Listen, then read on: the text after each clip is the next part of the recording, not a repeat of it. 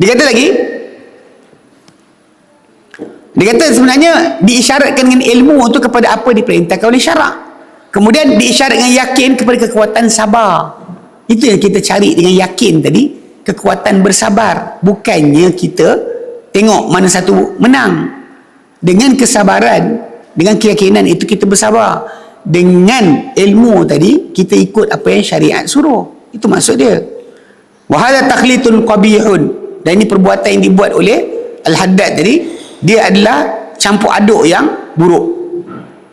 Wa kadzalika qaulul ladzi qala ma akaltu ila waqtin an yubahali aklul maitati. Demikian juga kata-kata orang yang berkata, aku takkan makan sehinggalah pada waktu dihalalkan bagiku makan bangkai. Maksudnya dia makan bila dia hampir-hampir nak mati, baru dia makan. Sebab ketika hampir nak mati tu, ketika tu bangkai pun halal kan. Dia kata time tu baru halal makan. Memang ada orang sebut kan, dia kata apa, rempah paling sedap kalau nak makan, paling sedap adalah lapar. Kalau kita nak makan makanan, kita makan dengan keadaan nikmat bila kita lapar. So, makan ketika dalam keadaan kenyang tak nikmat. Memang ada orang sebut macam tu. Tapi dalam perkara ni, bila kita fahamkan balik, orang tersebut dia tak nak makan sampailah kepada tahap dia jadi halal makan bangkai. Maksud dia badan dia terdesak sangat, ketika itu baru dia makan. Itu bukan dia cuba nak terangkan. Fa innahu fi'lun bi ra'yihil marzuli. Maka ialah perbuatan dengan pendapatnya yang kecil, yang hina. Wa hamlun 'ala nafsi ma'a wujudil halal. Dan dia menanggungkan kepada diri untuk satu perkara sedangkan ada yang halal. Yang halal ada. Bab bangkai tadi kerana memang tak ada makanan dah, baru kita boleh makan bangkai. Ya, jumpalah benda yang haram boleh makan kalau dah tak ada makanan langsung. Ya, ini makanan yang halal tu ada. Sengaja tak nak makan sampai nak tahap jadi macam nak mati baru makan. Itu kan cara dia. Dan ini ayat kita makan bila lapar, bukan maksud dia macam tu. Bila kita ada keperluan makanan kan, makanlah. Memang makan banyak salah, tapi bukannya masalah tak makan langsung tu bagus. Okey. Wa qala Abu Yazid, dari kata-kata Abu Yazid pula, al-qutu indana ita'atullahi. Makanan di sisi kami adalah mentaati Allah. Kan budak muda datang ikut dia, dia kata kau tak mampu. Lepas tu budak muda tu kata, pasal duduk dengan dia, lepas tu budak muda tu start tanya, kita tak makan ke? Dia kata, makanan di sisi kita adalah mentaati Allah. Masuk syurga nanti pun ada makanan. Faham tak? Kita masuk syurga nanti ada makanan Allah Ta'ala sediakan untuk kita. Datang kita tiba-tiba kat dunia ni tak nak makan sebab apa? Nak taat pada Allah. Dia kata kalamur raqiqun, kata-kata ni adalah kata-kata yang lemah. Fa innal badana qad buniya 'ala al-hajati ila at-ta'am, kerana badan kita telah dibina di atas keperluan pada makanan. Daripada kita dalam perut mak kita makan ikut tali pusat. Kan bila kita dalam perut mak kita sedang besar, makanan yang datang adalah daripada tali pusat pusat yang melekat pada dinding rahim, bercantum dengan pusat kita.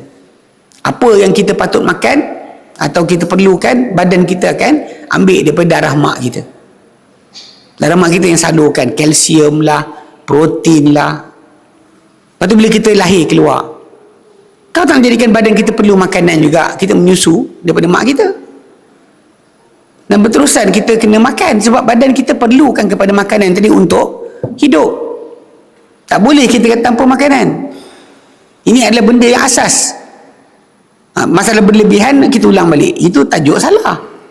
Bukan maksud kita kata berlebihan tadi kerana nak jaga diri kita macam makan berlebihan. Berlebihan bukan tak makan.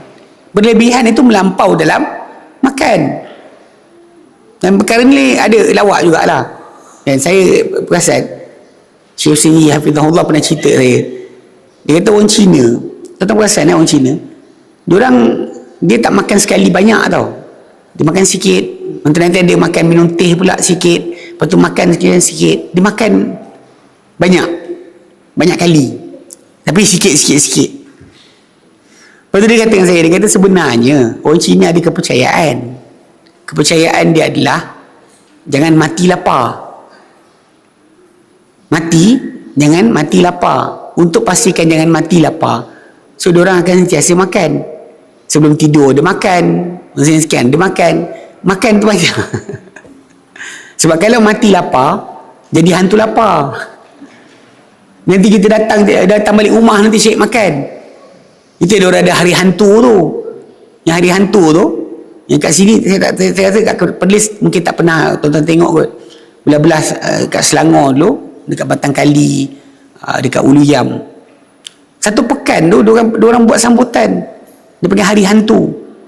Sembelihnya babi tengah-tengah pekan tu, dia semahnya. Lepas tu Allah tak nak jadikan tahun 94 95 gitu. 95 banjir lumpur satu pekan. Mulai hari tu sebut dia tak buat dah.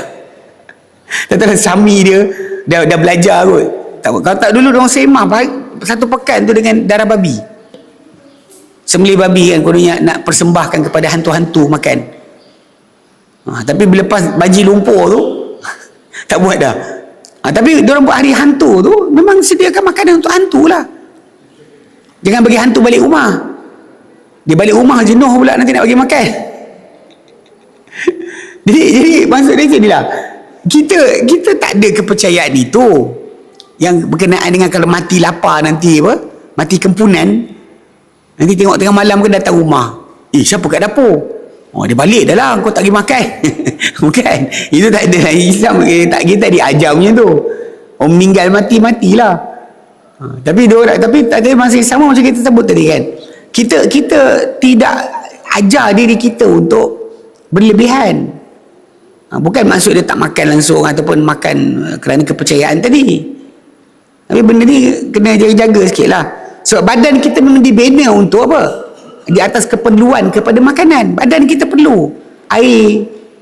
Sebab keperluan itulah yang kita akan sedar kita ada Tuhan yang menyediakan kepada kita makanan. Kalau kita duduk tak perlu makan, duduk pandang orang tak perlu makan, kita akan start sombong. Bila kita perlukan makanan, perlukan air, perlukan oksigen, perlukan sekian, maka kita akan tahu kita ada apa yang menyediakan kepada kita benda untuk kita hidup. Ada Tuhan yang menyediakan. Ini penting. Kita sedar keperluan diri kita, lemahnya kita. Kita pandang kita nak sediakan makanan tadi, pokok yang tumbuh padi tu kan, tumbuhkan beras, pokok padi tu keluar beras lah. Beras tu kita tak boleh buat. Bila kita tengok benda tu, kita pun tahu untuk dapat benda ni perlukan kepada Tuhan yang siapkan. Kita nak makan daging, perlu binatang yang Allah Ta'ala hidupkan. Binatang tu nak hidup, perlukan matahari. Matahari nak ni kena sekian. Semuanya ada berkait. Semua ada berkait dengan penyediaan Allah Ta'ala untuk kita. Baru kita rasa diri kita berhajat. Ini kita pandang diri kita.